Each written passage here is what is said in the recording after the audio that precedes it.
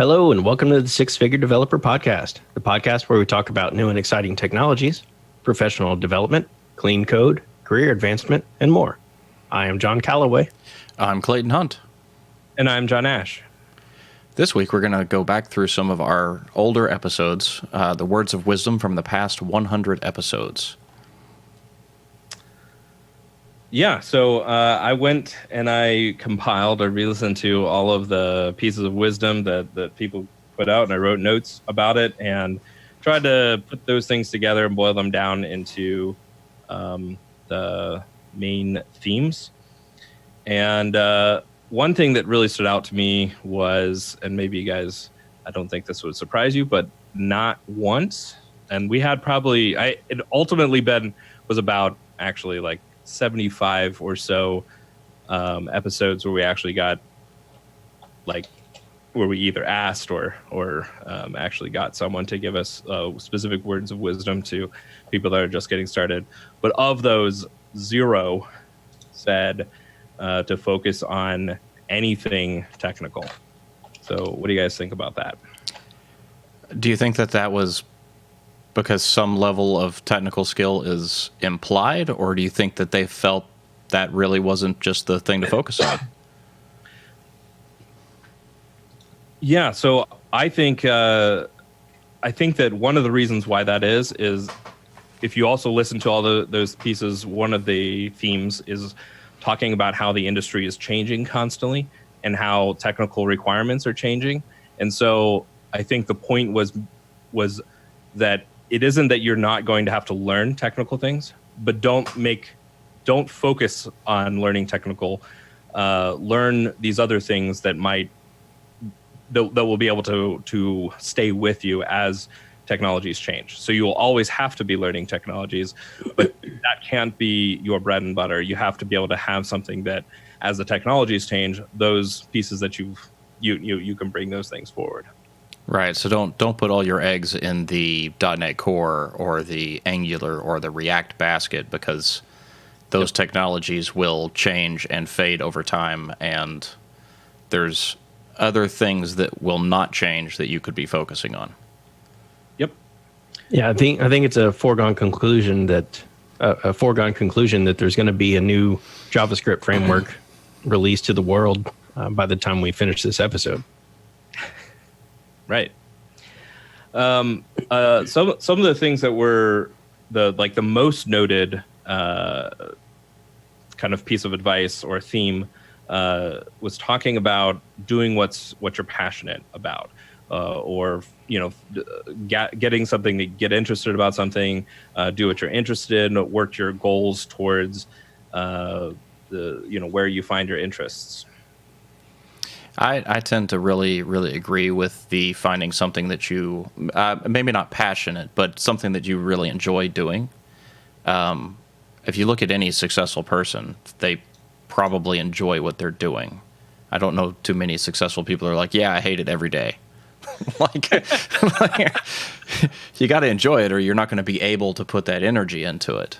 So I 100% agree with that. And I feel like, and I've said this several times at past jobs to past coworkers, some of them have quit because of it. I've said, find something you enjoy doing, because if you enjoy doing it, then it's not really work. If you don't enjoy doing it, then you can make money doing just about anything. So whatever it is that you do enjoy doing, all you got to do is find out a way to make money doing it. I can get on board with that.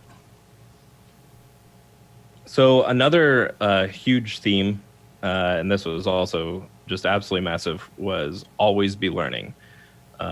I think most everyone talked about that. I mean, it really goes back to sort of that initial piece where we're talking about it's constantly changing. So you're going to have to be learning all the time. And I think people were speaking more than just being learning technical. They're talking about learning from, never let a moment go by without sort of trying to glean some information from that,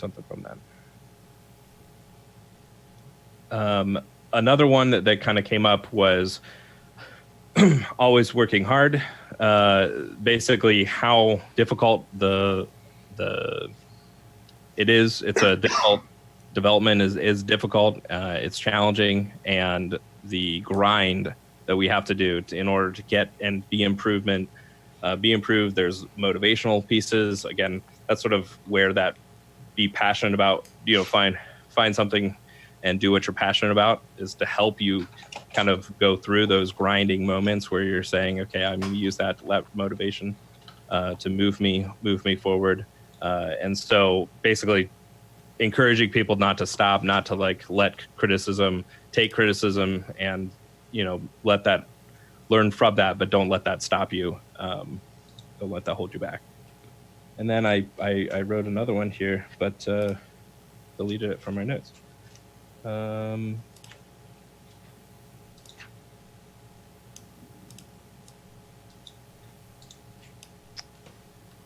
Let's see here.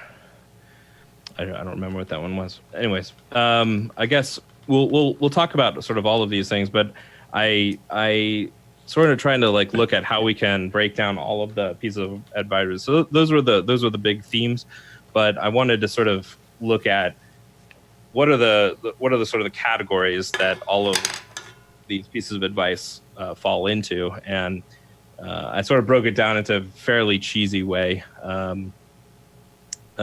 We're software developers, and so thinking about this advice sort of like a function, and the function has three parts, right? You have the input parameters, you have the function body, which actually does the work, and then you have sort of the outputs that is the results you're trying to get towards.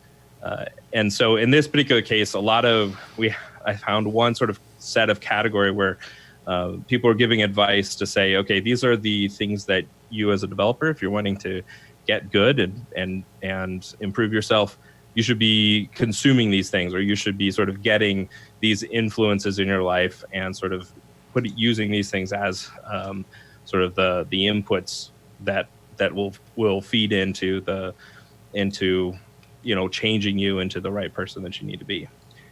And then there were the pieces of advice that were sort of the function body, which sort of said, what is the makeup? So as a developer, what sort of thinking do I need to take on?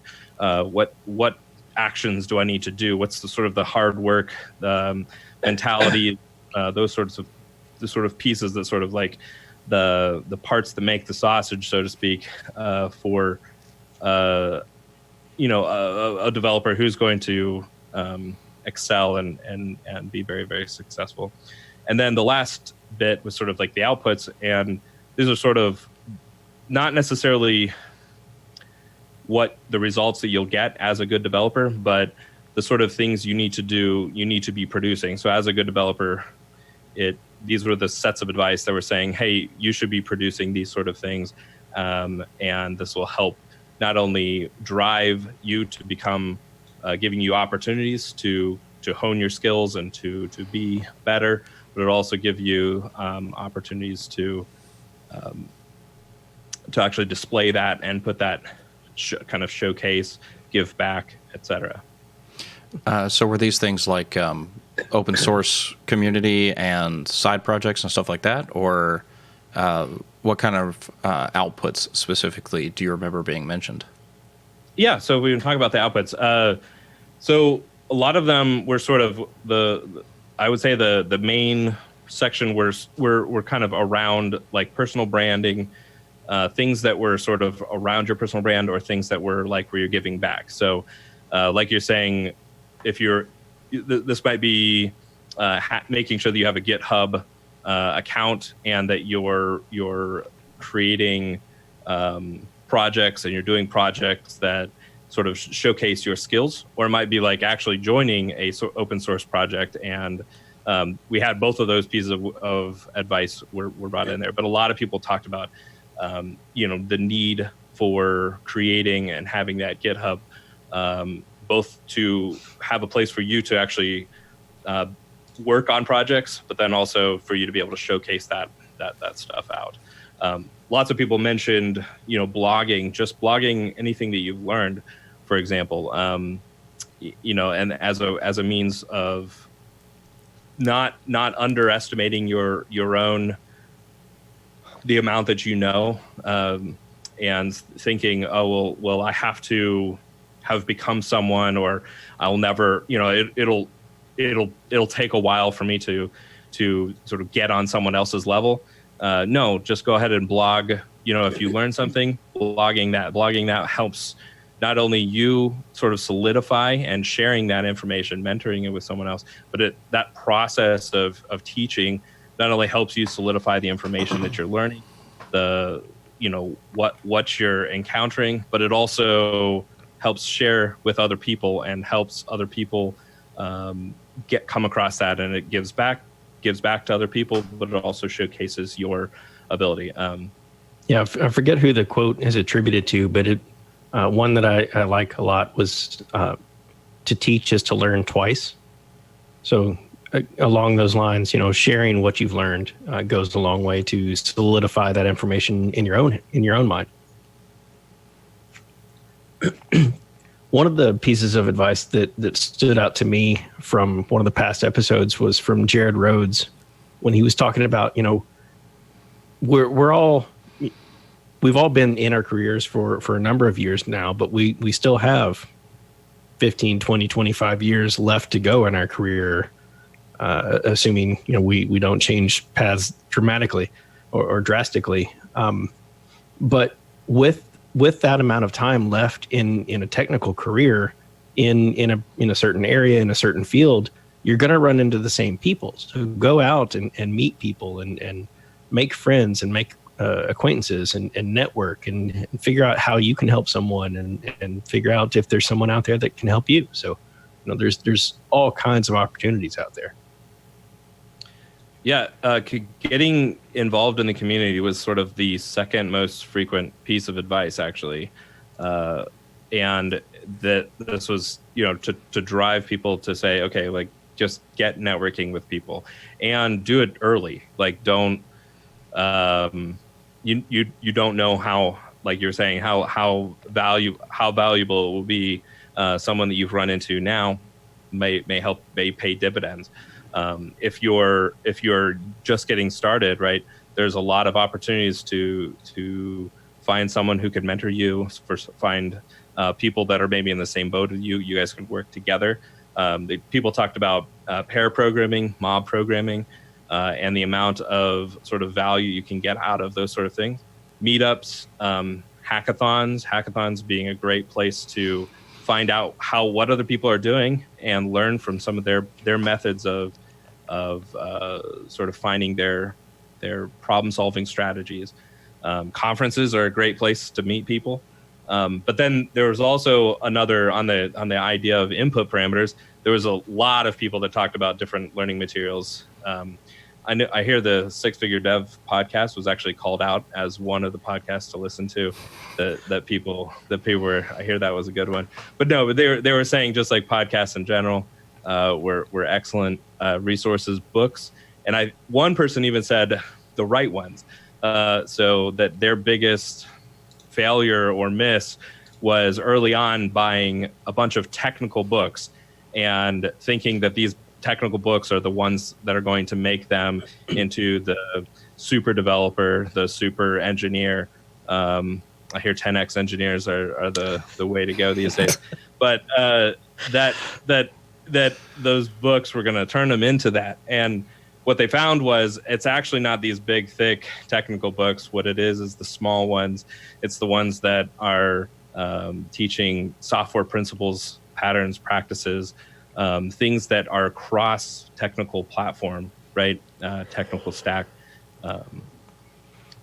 But conferences, blog posts, those are other great learning materials.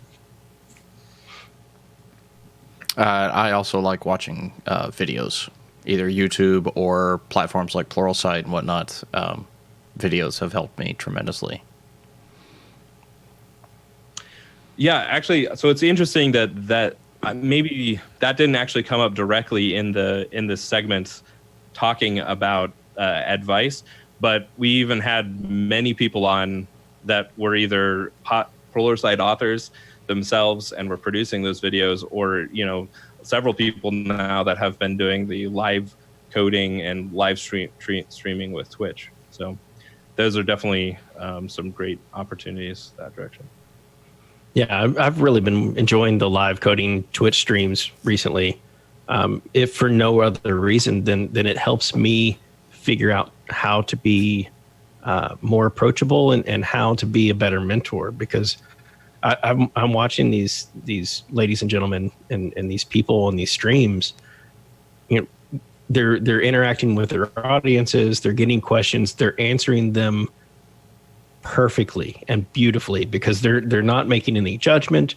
There's no pushback on that's too much of a novice question or is too much of an advanced question. You know, they're taking the intent of the question and they're answering it to the best of their abilities. And you know, I find that I've struggled with that in the past, and we can all use a little bit more patience when we're dealing with people that are just seeking information. You're not making me feel better about doing live coding. You'll do great. Practice was one of the pieces of advice. You know, just I don't know how many people just said like just start coding or just do it, just go after it, and then embrace the criticism. In fact, so sort of when we kind of moved to the last section that I had, which was the sort of functional body part. This is probably the biggest meat of all of the advice. But, you know, there were several people that were talking about not being afraid of failure and how, you know, everyone struggles. It's very, very difficult. Everyone has to use Google to look up technical things. Everyone makes mistakes, and sort of to embrace the criticism and learn from that. Don't let it stop you, but then you got to take that criticism and learn from it.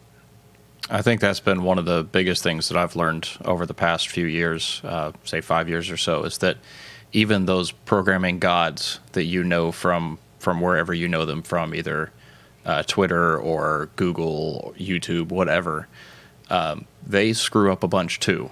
You just don't see that in their conference talks. So no one's perfect, and in all likelihood, they're not necessarily better than you are.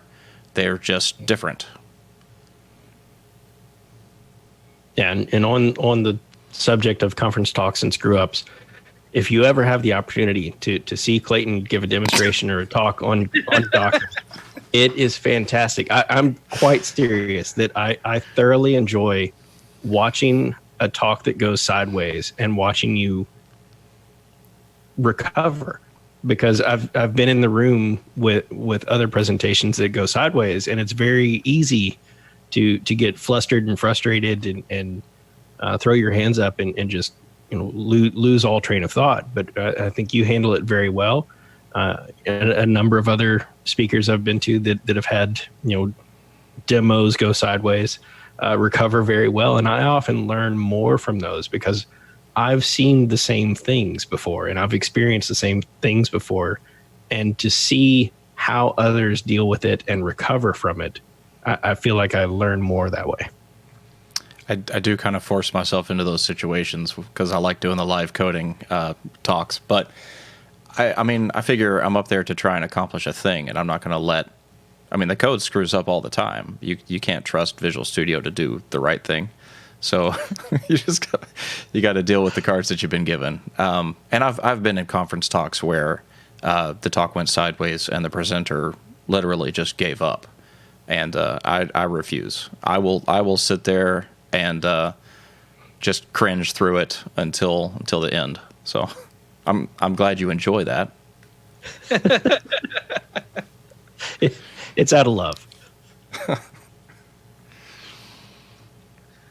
Yeah. So as I mentioned before, one of the most sort of most noted pieces of advice was talking about finding your passion, and I think a lot of people said this. I think one particular individual was talking about sort of like using, a couple of different people. I kind of had different approaches that I appreciated, and that was, not letting what you have to do from day in, day out, not letting that sort of get you away from the passion that you're doing. So find a way to become passionate, either by maybe working on something that's not what you do every day, but is sort of related to software development, or by, if what you're having to do right now isn't what you're most passionate about,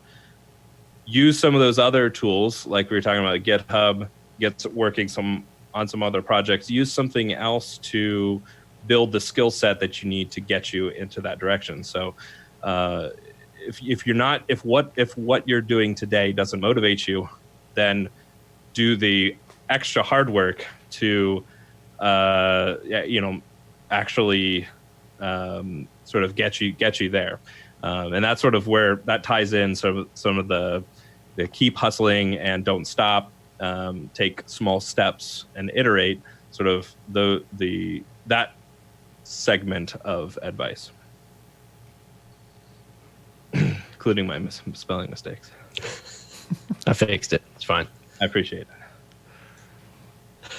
it. So, and then the sort of obviously, and this is sort of small on our notes here, but the largest section of advice was in the area on what to focus on when it talking about. So we talk about learning and continuing to learn, always be learning. Some people just said that. Many people talked about learning how to learn, but basically there's a huge focus on learning. But if you're not focused on some learning technical skills or something, what were the subjects that you should be focused on?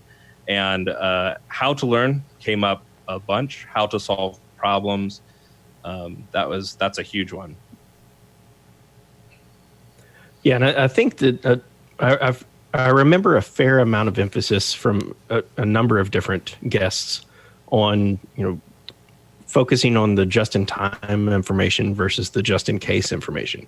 I mean, we could all dive into the inner workings of a particular compiler and probably learn a lot, but maybe that's not going to help me on the EF core problem I'm faced with at the moment. Maybe figuring out the thing that is most relevant to the problems that I'm facing on a day-to-day basis would probably be more beneficial. Like you mentioned earlier, though, maybe the inner workings of the compiler would be a good break when you're stuck, when you're up against a wall and you just need to walk away. If that's something that truly interests you, then by all means. But don't make it the primary focus if you're learning or you're working towards a goal. Yeah, I find like in my own programming career that I do enjoy playing around with the highly technical stuff, like compilers or writing my own operating system or something silly like that. And it's not because I need to know how to do it. I don't remember any of that stuff. The important takeaway that I get out of it is that I know about that stuff.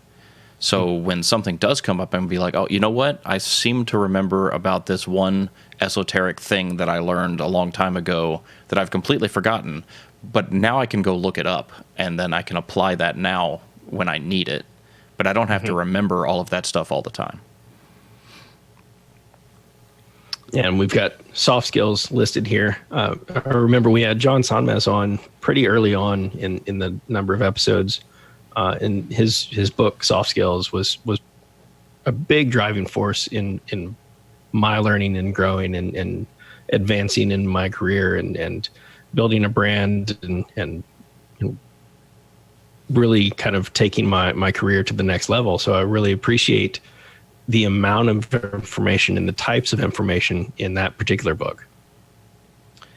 Yeah, I think like over probably 70% of all of the pieces of advice had some tie-in to a human skill, to dealing with people, whether that was like getting involved in networking someone, or whether that was sharing what you've learned and teaching that, or whether that was just learning how to communicate. That was a huge, I mean, really, that was probably one of the biggest sort of overall themes was just that human connection, and how development is the real power of development is a developer who can deal with other people and interface with people. And not just a developer that can deal with other people, but a developer that other people enjoy working with. That's true. Yeah. Yeah, you need to work on that one. No comment.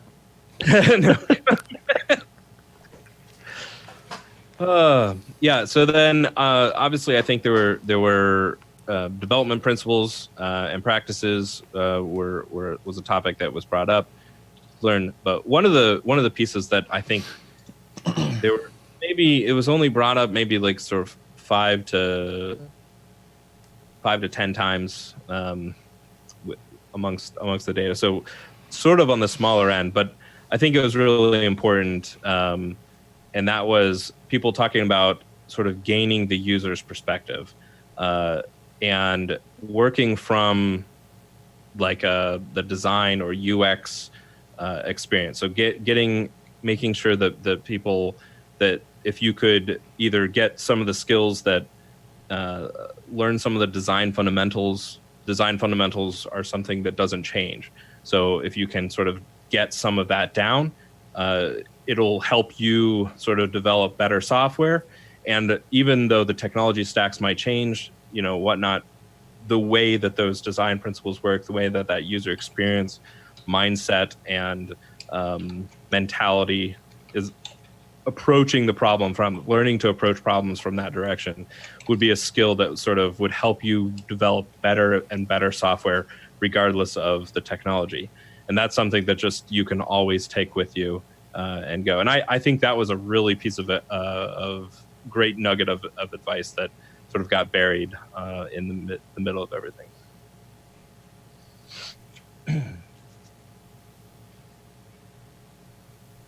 Yeah, and you started to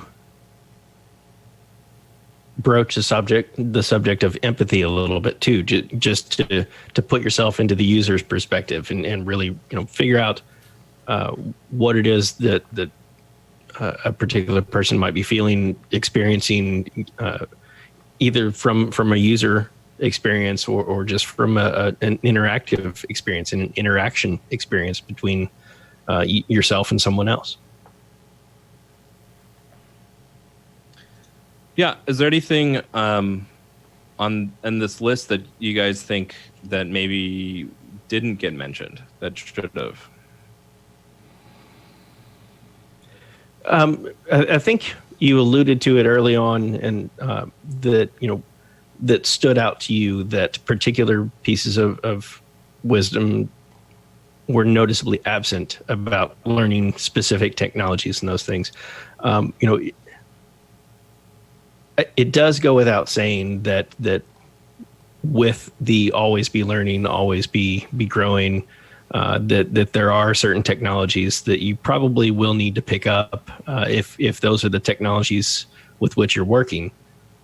So those pieces of advice, I think, maybe don't always age well, because what is relevant today for a specific technology might not be relevant tomorrow, or might be superseded by the next greatest thing.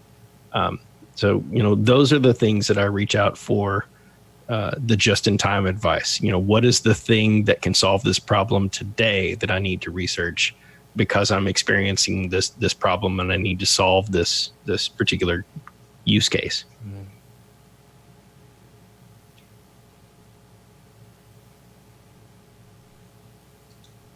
Did anything particularly stand out to you?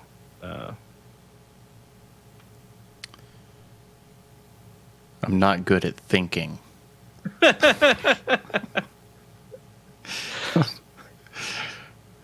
Not on the spot, anyway. No,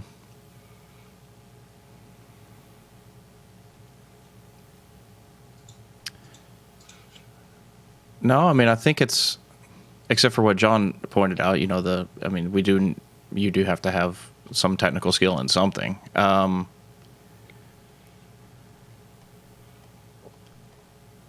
Nope, drawing a blank. Sorry. Yeah, And along those lines, one of the best answers that I appreciated when we were interviewing a candidate was the question was along the lines of, "Do you have experience in this particular technology?"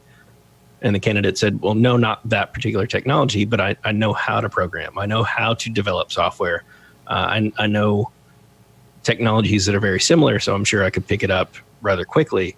The basic foundation is similar enough that it isn't an issue most times, and in most cases these days, that you can pick up a new technology or different technology pretty quickly these days, especially if you know the basics, the patterns, the principles, the practices of programming."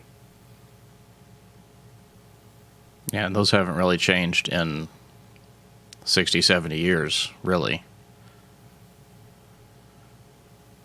Yeah. Yeah, this was it was really cool. I really enjoyed it. It was a lot of fun to go back and listen to what everyone had said. So.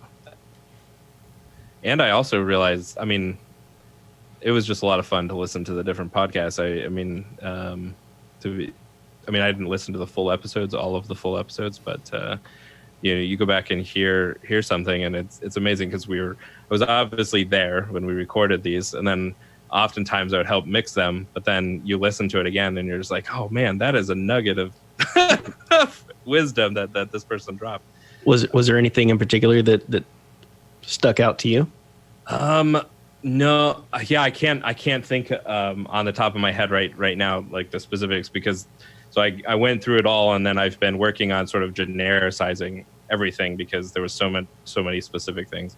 So I can't think of anything particular at the moment. So I'm with you on your experience, though. I have the episodes all queued up. Like when we're recording them and we're in the moment, the things that the guests say or that we say, they don't really hit you.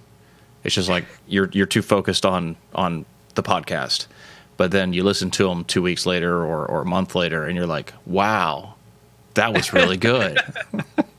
I will say that my reading list has grown exponentially because I thoroughly enjoy the personal suggestion of our guests of, this is a book that helped me. This is the book that helped me learn X. This is the book that helped me grow in this way. So, I've got a list of books a mile long now that I have to read. Now I just need to find the time to do that. Yeah, they have cost me a little bit of money.